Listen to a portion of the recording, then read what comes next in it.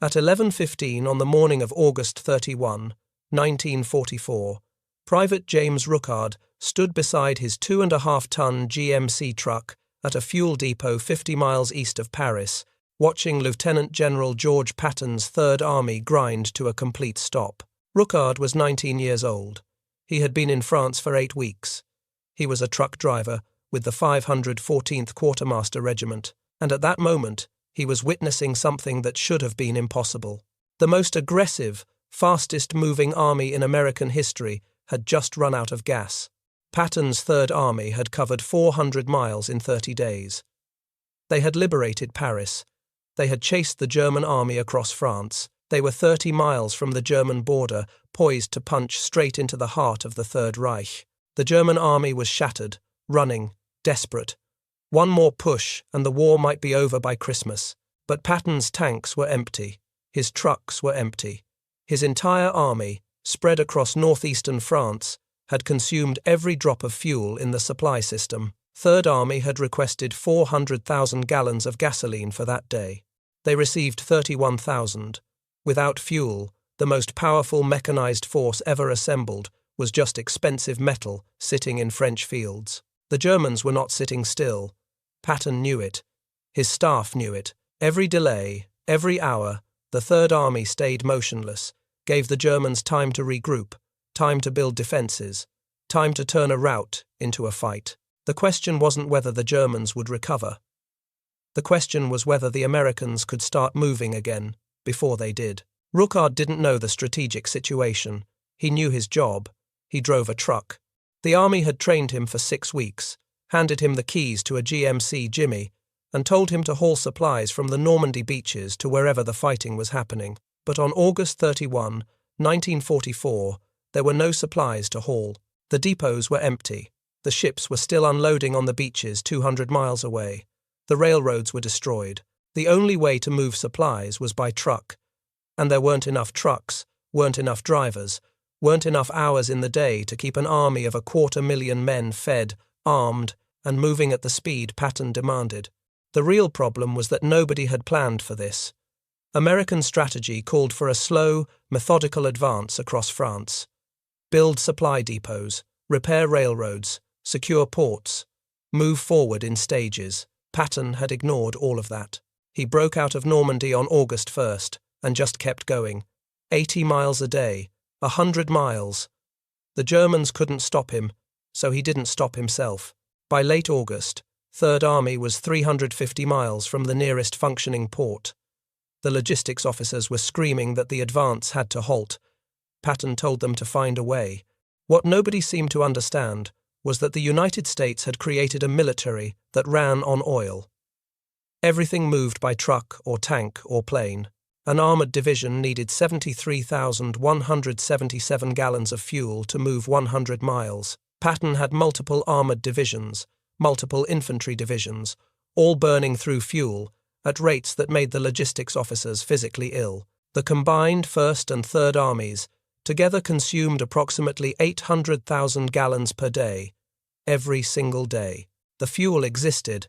It was sitting on the beaches in Normandy, stacked in 55-gallon drums and 5-gallon jerry cans, thousands of tons of it. But it was 200 miles away, and the only vehicles available to move it were the same trucks that were supposed to be hauling ammunition, food, medical supplies, and everything else an army needed.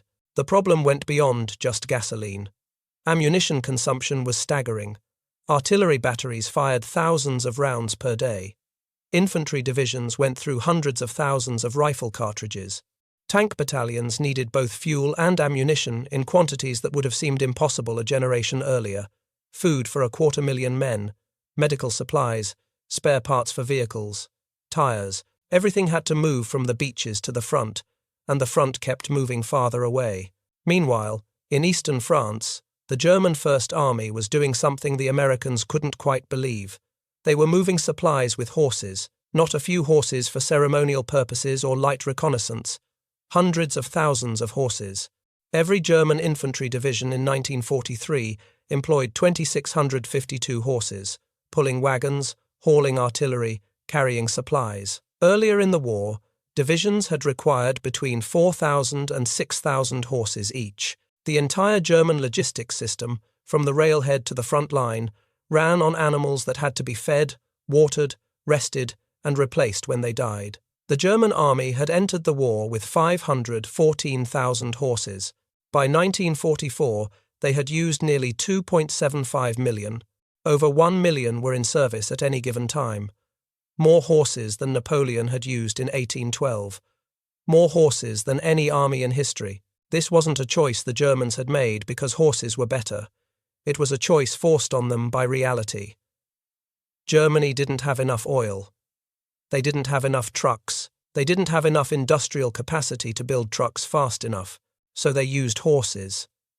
And it was killing them. A horse could pull a wagon about 25 miles a day before it needed rest. A truck could drive 300 miles in a day if you had the fuel and a driver willing to stay awake. A horse ate 12 pounds of grain every day, whether it was working or not. A truck only burned fuel when it moved. A 1943 German infantry division needed 53 tons of horse fodder every single day.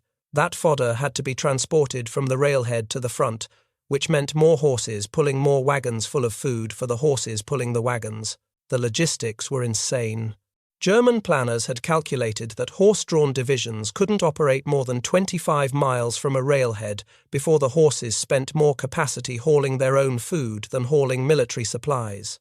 Beyond that distance, the whole system collapsed into an absurd spiral where horses hauled food for horses, hauling food for horses.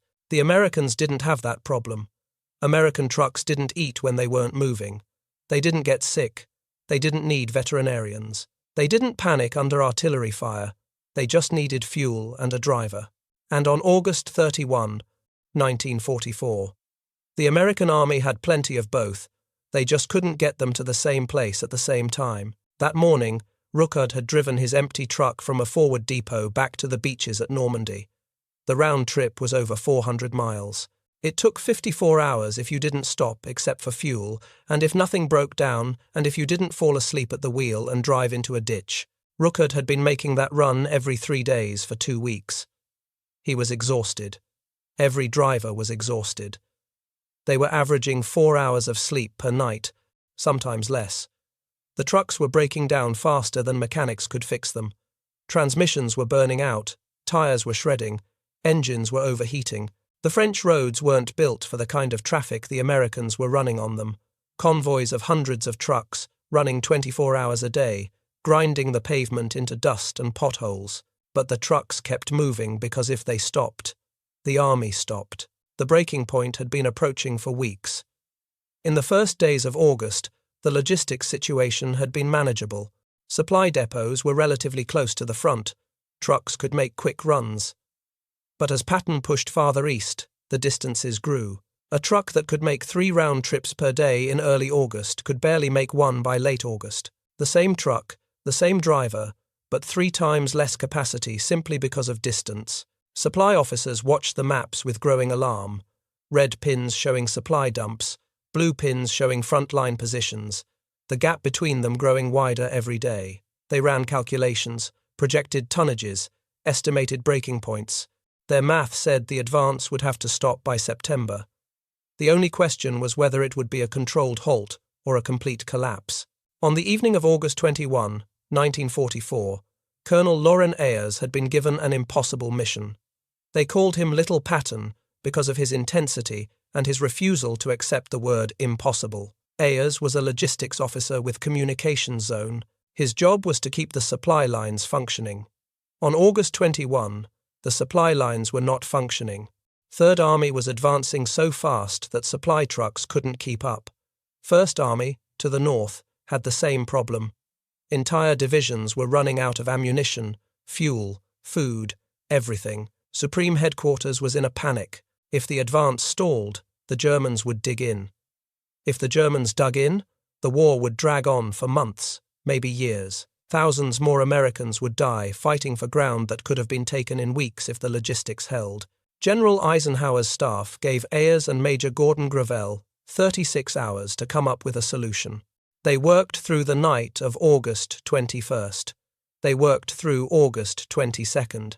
They drank coffee, studied maps, calculated tonnages, argued about routes, and tried to figure out how to move 20,000 tons of supplies per day across 200 miles of French countryside with a truck fleet that was already operating at maximum capacity. The solution they came up with was simple, brutal, and brilliant. Create dedicated truck routes, ban all other traffic, run the trucks in a continuous loop, loaded going east, empty coming back. Commandeer every available truck in the European theatre, pull drivers from units that weren't in direct combat, form provisional truck companies, work the drivers around the clock in shifts, maximize every hour, every mile, every gallon of fuel. They called it the Red Ball Express, named after an old railroad term for priority freight trains that had the right of way over everything else. Red Ball meant move fast, move now, nothing stops you.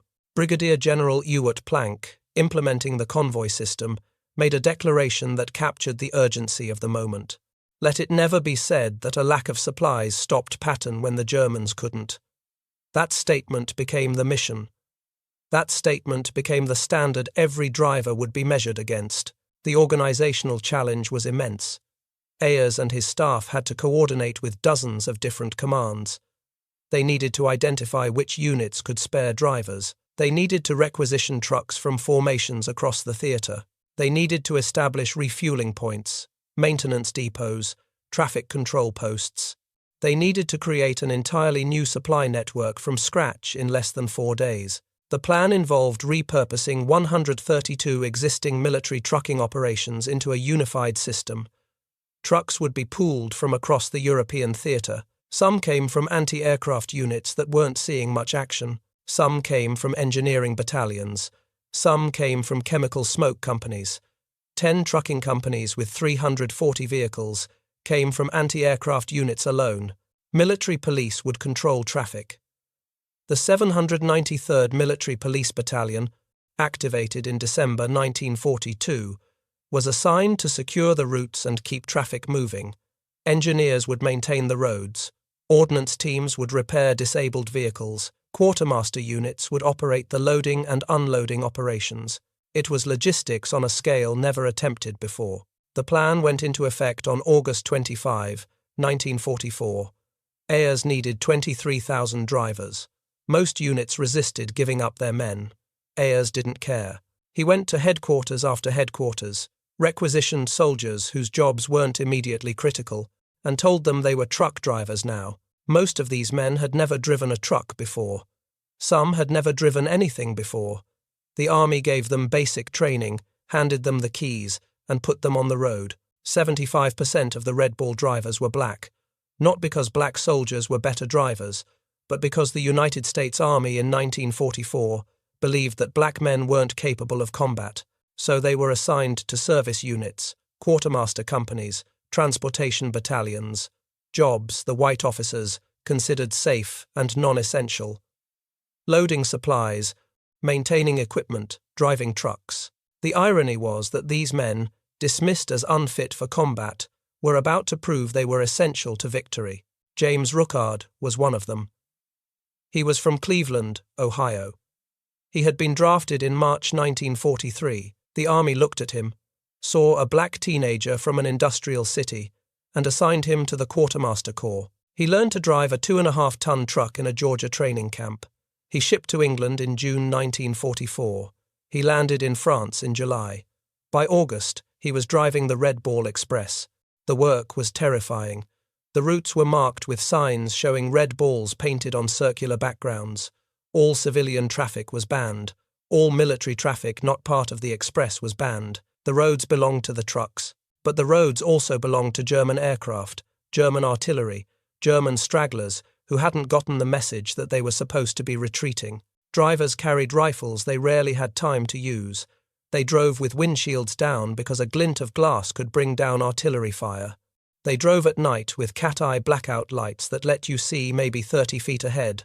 They drove through rain, through mud, through darkness so complete you could barely see the truck in front of you. They drove until they couldn't stay awake anymore.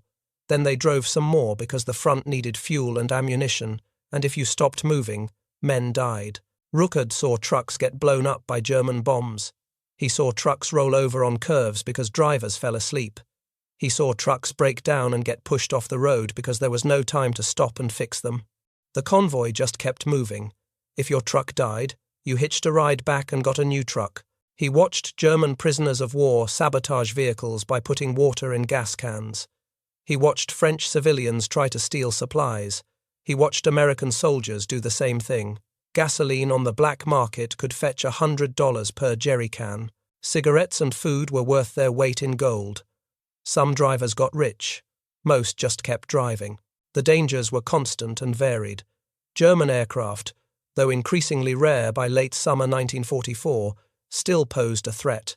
Luftwaffe pilots hunted for supply convoys, knowing that destroying American logistics was as valuable as destroying American combat units. Drivers learned to watch the skies, to recognize the sound of approaching engines, to know the difference between friendly and enemy aircraft. German stragglers presented another threat. Isolated German units, cut off from their own forces, sometimes ambushed supply convoys to steal food and fuel.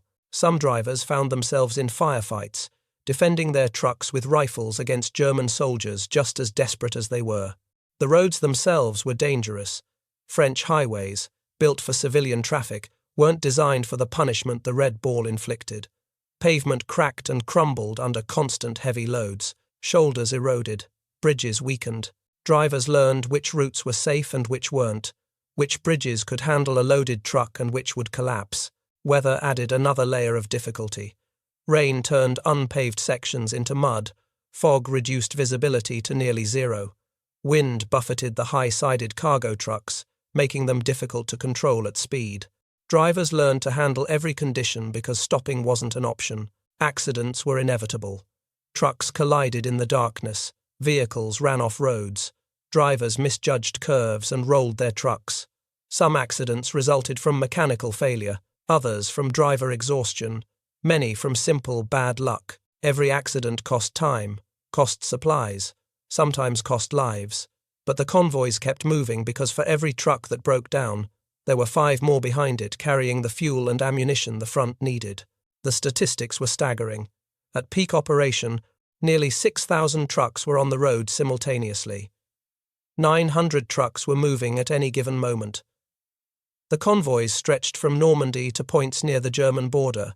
The primary route ran from the Normandy beaches through Chartres, past Paris, through Soissons, and on toward the front. Secondary routes branched off to supply different army sectors. The total network covered over 350 miles one way, 700 miles round trip for some drivers. Highway markers bearing the Red Ball symbol appeared every few miles. Military police checkpoints controlled access. Only Red Ball trucks were permitted on the designated routes.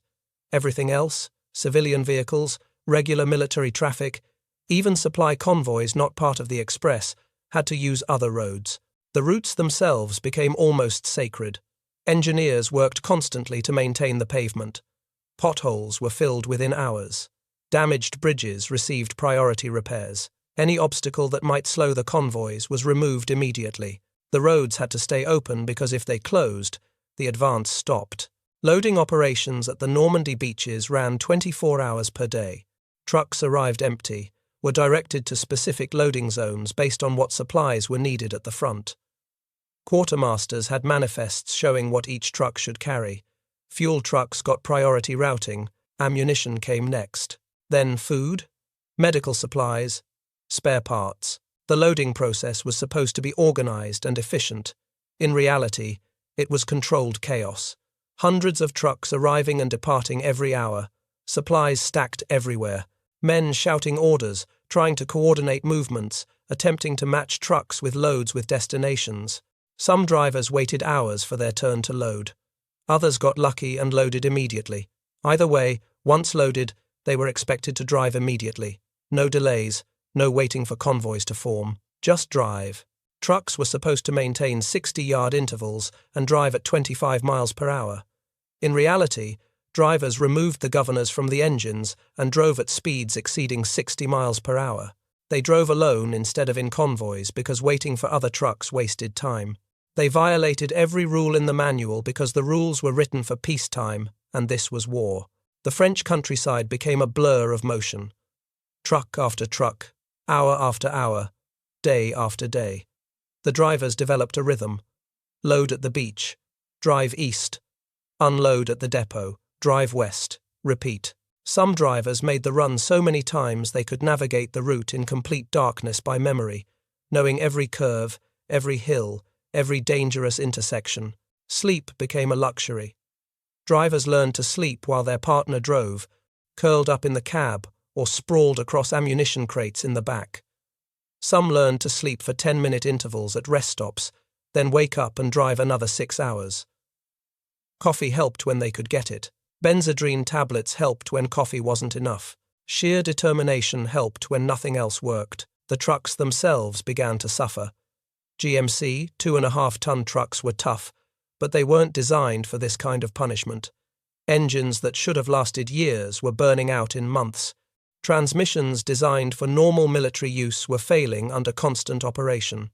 Tires, already in short supply, were being destroyed by the rough roads and excessive speeds. Mechanics worked around the clock trying to keep the fleet running. They cannibalized broken trucks for parts. They improvised repairs that would have made factory engineers cringe but kept vehicles moving. They learned to fix transmissions in the dark, replace engines by flashlight, patch tires with whatever materials were available. Between August 25 and November 16, 1944, the Red Ball Express delivered 412,193 tons of supplies. Fuel, ammunition, food, medical supplies, everything. 12,342 tons per day at peak capacity. The trucks covered over 48 million miles. They wore out more than 40,000 tires in the first month alone.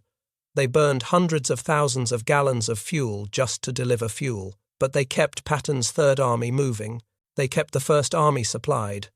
They kept the advance going when it should have stopped. On September 2nd, 1944, Patton's tanks started moving again. The fuel had arrived. Not all of it, never enough, but enough to keep rolling. Rookard had been part of the convoy that delivered it. He had driven through the night, delivered his load to a forward depot, turned around, and driven back to get more. He didn't see the tanks moving out. He was already back on the road, heading west to pick up another load. He didn't know that his work, the work of thousands of drivers like him, had just saved Patton's advance. The men loading his truck didn't tell him. The officers at the depot didn't thank him. He was just a truck driver. That's what the army thought. That's what a lot of people thought. But the men at the front knew better. In early September 1944, a tank driver from the 5th Armoured Division was interviewed by an army reporter. The reporter asked what made the difference in the advance across France. The driver said, "If it wasn't for the Red Ball, we couldn't have moved. They were all black drivers, and they delivered in the heat of combat. We would be in our tanks praying for them to come up." Another officer from an armoured division said the black drivers delivered gas under constant fire. He said, "Damned if I'd want their job. They have what it takes." Patton himself, who rarely praised anyone for anything, told his staff in September that the 2.5-ton truck is our most valuable weapon. Colonel John S.D. Eisenhower, son of the Supreme Commander, said after the war that without the Red Ball truck drivers, the advance across France could not have been made. These weren't empty compliments. They reflected a fundamental truth that was changing military thinking in real time. Logistics had always mattered in warfare, but never before had logistics been this fast, this flexible, this decisive. Traditional military doctrine held that armies advanced until their supply lines stretched too thin, then paused to consolidate before pushing forward again. The Red Ball Express proved that doctrine could be broken. With enough trucks and enough determination, armies could advance continuously, could maintain offensive momentum, could keep enemies off balance indefinitely. This realization changed how American commanders planned operations. Before the Red Ball, an advance of 400 miles in 30 days would have been considered impossible from a logistics standpoint. After the Red Ball, it became the baseline expectation. Commanders knew that if they could win battles, logistics could support their advance. The psychological impact on German forces was significant. German intelligence officers tried to understand how American armies could move so far so fast. They analyzed American tactics, American equipment, American doctrine. What they found was that the decisive advantage wasn't in tactics or equipment, it was in logistics. The Americans could sustain operations that German logistics simply couldn't match. German commanders adjusted their strategies accordingly. They stopped planning counteroffensives based on the assumption that American supply lines would overextend. They stopped expecting American advances to pause for logistical consolidation. They learned that American armies would keep coming, supplied by an endless stream of trucks that never stopped moving. Meanwhile, the German army was dying from the feet up, not from bullets, from logistics. Every infantry division needed horses. Those horses needed food. That food had to come from somewhere, and in 1944, somewhere meant German-occupied territory that was shrinking by the day. By September, German divisions were operating 90 miles from the nearest railhead. The plan said they shouldn't operate more than 25 miles out. The plan said the logistics would collapse. The plan was right. German supply columns were horse-drawn wagons moving at walking speed. It took days to move supplies that American trucks moved in hours. When German units retreated, they often had to abandon their heavy equipment because the horses couldn't pull it fast enough. When German units advanced, they often outran their supply wagons and had to stop and wait for food and ammunition to catch up. The American army never had that problem. When American units advanced, the trucks followed. Fast. The contrast between American and German logistics was stark. An American armored division could move 100 miles, fight a battle, and be resupplied by nightfall. A German infantry division, attempting the same movement, would outrun its supply wagons and be without ammunition or food within 24 hours. American commanders planned operations knowing their logistics could support rapid advances. German commanders planned operations knowing their logistics couldn't. This fundamental difference shaped every battle, every campaign, every strategic decision. Stories circulated among American troops about German reactions to American logistics. Some accounts, never fully verified but widely told, described captured German soldiers watching American landing craft unload endless streams of trucks and asking their guards where the horses were. Whether these specific incidents occurred or became part of soldier folklore, they reflected a real gap in understanding. The Germans had built an army around animal transport. The Americans had built an army around mechanical transport. One system belonged to the past, the other belonged to the future. By October 1944, German intelligence officers were writing reports about American logistics capabilities. They noted that American supply columns could move at speeds that made German horse-drawn transport obsolete. They noted that American trucks could operate in weather conditions that immobilized horses. They noted that American vehicles didn't require the massive amounts of fodder that German animals consumed. They noted that the American logistical advantage was insurmountable. One intelligence assessment from 1st Army headquarters concluded that the Americans had solved the problem of mobile warfare in a way the Germans could not replicate. The report noted that American motorized logistics allowed sustained advances over distances that would have been impossible with animal transport. The report concluded that unless Germany found a way to match American mobility, the war was lost. The report was correct. In Russia during the winter of 1941, the German army had learned what happened when horse-drawn logistics failed. The advance on Moscow had stalled in December, not because German soldiers weren't willing to fight, but because the horses couldn't move in the cold. Temperatures dropped to -40 degrees. Horses froze to death by the thousands. The ones that survived couldn't pull wagons through snow and ice. In December 1941 and January 1942 alone, 179,000 German horses died on the Eastern Front. The number doesn't include horses that died of disease, exhaustion, or starvation, just the ones that froze. German divisions that had started Operation Barbarossa in June with 6,000 horses were down to a few hundred by winter. Supply wagons sat immobilized. Artillery couldn't move. Ammunition didn't reach the front. Soldiers went hungry. The entire offensive ground to a halt because the logistics system was built on animals that couldn't survive the Russian winter. American trucks didn't have that problem. They ran in heat, in cold, in rain, in snow. If the engine started, the truck moved. If the truck broke down, you got another truck. You didn't have to wait 3 years for a horse to mature. You didn't have to train it. You didn't have to find food for it. You just needed fuel and a driver. The difference went beyond simple mechanical reliability. It was a difference in strategic vision. The United States understood that modern industrial warfare required industrial logistics. You couldn't fight with factories and still supply with farms. You couldn't build tanks in Detroit and supply them with wagons pulled by horses. Germany had tried to split the difference. They built tanks and planes with the most advanced technology of the era, then supplied them with methods Napoleon would have recognized. That contradiction doomed them. By November 1944, the Red Ball Express had accomplished its mission. The port of Antwerp in Belgium had been captured and opened. French railroads had been partially repaired. Portable fuel pipelines had been laid from the coast to forward areas. The desperate emergency that had created the Red Ball was over. On November 16, the operation officially ended. The trucks returned to their original units. The drivers went back to their regular assignments. The signs with the red balls came down. But what the Red Ball Express had done changed how the American Army understood logistics. Before the Red Ball, logistics was something you planned carefully. You built depots. You established supply lines. You moved forward in stages. The Red Ball proved that if you had enough trucks and enough drivers willing to work themselves to exhaustion, you could sustain an advance over distances nobody thought possible. You could outrun your supply lines and then build new ones on the fly. You could keep moving when conventional wisdom said you had to stop. The lessons learned from the Red Ball Express influenced military logistics for decades. The principles established in those 82 to 83 days, priority routes, centralized control, continuous movement, became standard doctrine.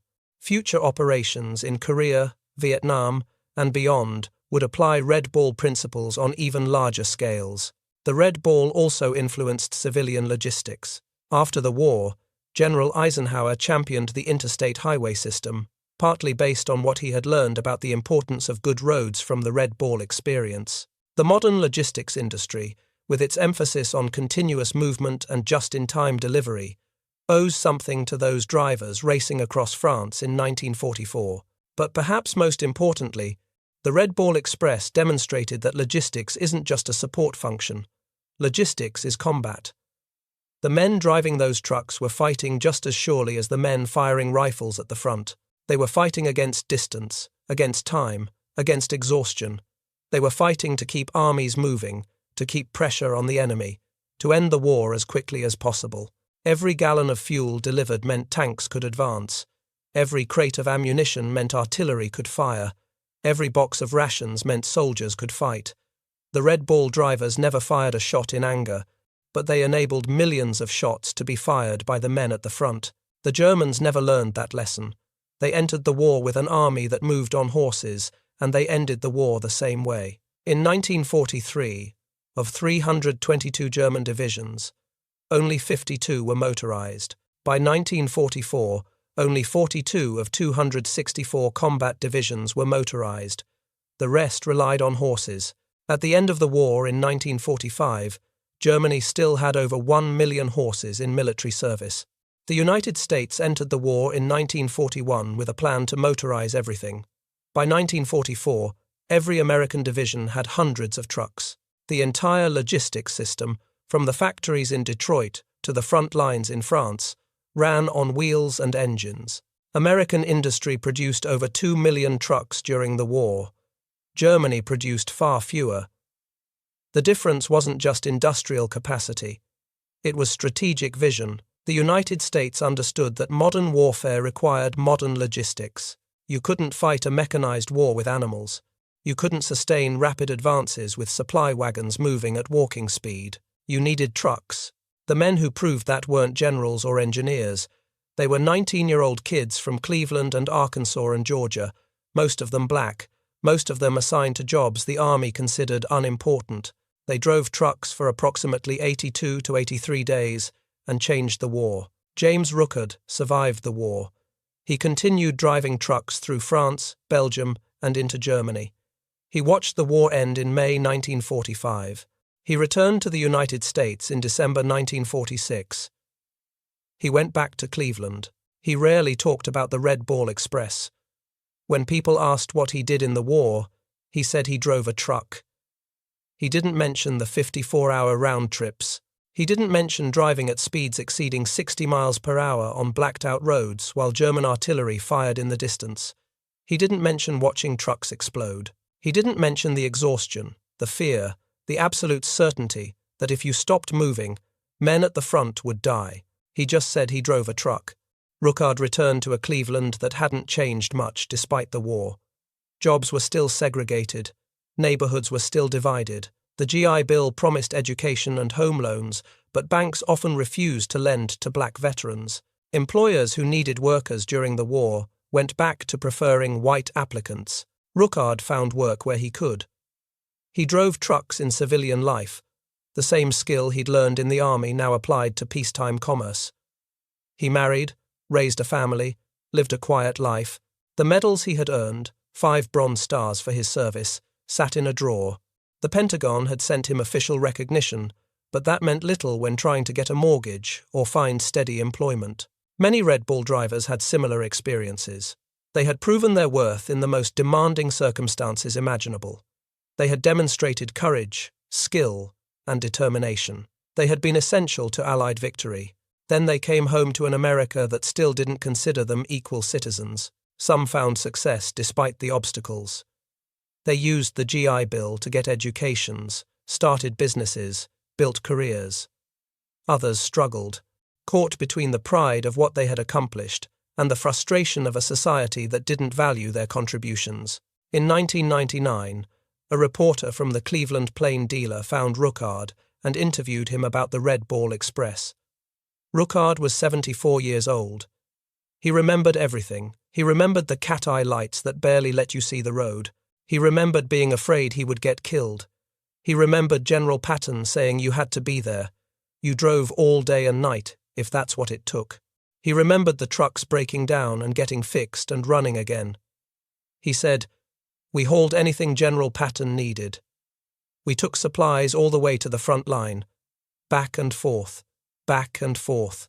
The interview was one of the first times Rookard had spoken publicly about his service. By 1999, enough time had passed that people were finally interested in hearing the stories.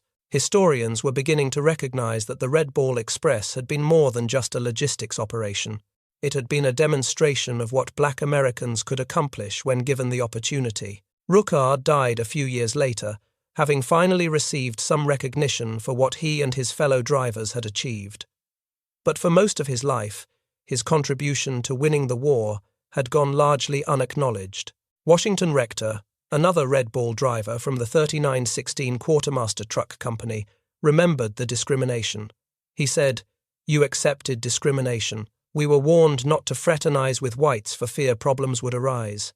The races were kept so separate that decades later, some white veterans didn't know that most Red Ball drivers were black. One white veteran told a historian he had driven for the Red Ball. The historian asked why he wasn't black. The veteran didn't understand the question. He genuinely didn't know that 3/4 of the drivers had been African American. That separation, that invisibility, meant the Red Ball Express didn't become famous the way combat units became famous. There was no movie about it until 1952, and even that film was largely fictional. The men who drove the trucks weren't celebrated. They weren't given medals. Most of them went home, went back to their lives, and nobody thanked them. But the army knew. The logistics officers knew. The generals knew. Without the Red Ball Express, Patton's Third Army would have stopped in September 1944 and stayed stopped until the supply lines caught up. That would have given Germany months to rebuild defences, months to fortify the West Wall, months to move divisions from other fronts. The war would have lasted longer. More Americans would have died. More Europeans would have suffered under occupation. The Red Ball Express shortened the war, not by winning battles, but by making battles possible, by keeping armies moving when they should have stopped, by proving that logistics, boring, unglamorous logistics, could be as decisive as any tank or aircraft. The German army never understood this. They saw logistics as a support function, something that followed the combat troops. The Americans understood that logistics was combat. If your supplies move faster than the enemy's, you win. If your trucks can go anywhere in any weather, you win. If your drivers are willing to work until they collapse, you win. The Red Ball Express wasn't about trucks. It was about the men who drove them. Men who were told they weren't good enough for combat. Men who proved they were essential to victory. Men who drove through exhaustion and fear and discrimination because the job had to be done, and they were the ones doing it. This fundamental difference in how the two armies viewed logistics reflected deeper differences in military philosophy. The German military tradition emphasized the decisive battle, the brilliant maneuver, the knockout blow. Logistics was important but secondary. The real war was fought by infantry and tanks and artillery. Supply was just support. The American approach, forged in the industrial crucible of World War II, recognized that modern war was as much about production and distribution as about tactics and strategy. You couldn't win by fighting better if the enemy could keep fighting longer. You couldn't achieve brilliant victories if your armies ran out of fuel before reaching the objective. This wasn't just a theoretical difference. It had practical consequences on every battlefield. German commanders planned operations around logistics constraints. They had to. Their horses could only move so far, could only carry so much. American commanders planned operations around strategic objectives, confident that logistics would support whatever they needed to do. The contrast was visible in how the two armies handled setbacks. When a German offensive stalled, it often stayed stalled. The logistics system couldn't adapt quickly enough to redirect supplies to a new sector. When an American offensive stalled, logistics could redirect truck convoys overnight. What had been a secondary effort could become the main effort within 48 hours, supplied with everything needed for success. The Red Ball Express was the most dramatic example of this flexibility, but it wasn't unique. Throughout the war, American logistics demonstrated an ability to adapt, to improvise, to solve problems that German logistics couldn't match. Part of this came from industrial capacity. America simply had more trucks, more fuel, more of everything. But industrial capacity alone didn't win wars. The Soviet Union had industrial capacity but struggled with logistics throughout the war. What made American logistics effective was the willingness to innovate, to try new approaches, to break established rules when necessary. The Red Ball Express broke every established rule of military logistics. It concentrated too many vehicles on too few roads. It operated without the proper maintenance infrastructure. It pushed drivers beyond what any manual said was safe. It violated doctrine in a dozen different ways, and it worked. In the final analysis, Germany lost the war for many reasons. But one of those reasons was horses. 2.75 million horses that ate food, required care, moved slowly, and died in the cold. Animals that represented a logistics system designed for the 19th century, trying to fight a 20th century war. The United States won for many reasons, but one of those reasons was trucks. Millions of trucks, driven by men the army underestimated, moving supplies at speeds the Germans couldn't match. That's how logistics wins wars. Not with grand strategy or brilliant tactics, but with 19-year-old drivers who keep moving when everything in their body says stop, with mechanics who fix broken transmissions in the middle of the night, with officers who refuse to accept that something is impossible and find a way to make it work anyway. The Red Ball Express ran for approximately 82 to 83 days. In that time, it moved 412,193 tons of supplies. It kept two armies advancing when they should have stopped. It helped end the war months earlier than it would have ended otherwise. And it did all of that with trucks instead of horses. Therein lies the difference between victory and defeat. Sometimes it's not about who has the better tanks or the better generals. Sometimes it's about who has the better trucks and the men willing to drive them. If you found this story compelling, please take a moment to like this video. It helps us share more forgotten stories from the Second World War. Subscribe to stay connected with these histories. Each one matters. Each one deserves to be remembered. Leave a comment below telling us where you're watching from. Our community reaches across the world, from veterans to history enthusiasts. You are part of something special here. Thank you for watching, and thank you for keeping these stories alive.